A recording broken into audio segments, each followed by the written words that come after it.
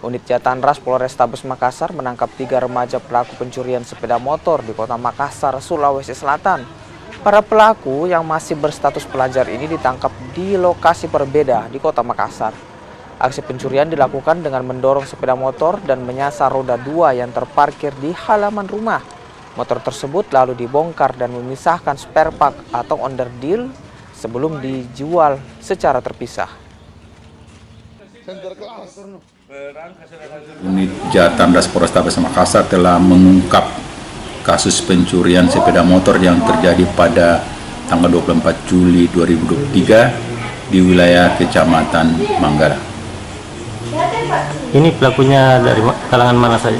Ya, dari ketiga orang yang diamankan semuanya masih di bawah umur dengan status pelajar ya. Ini motif ini seperti apa ini? Ya, dari motifnya bahwa kronologi kejadiannya korban memarkir sepeda motor depan rumahnya. Kemudian para pelaku mengambil sepeda motor tersebut. Korban mengetahuinya keesokan harinya sepeda motornya sudah tidak ada lagi.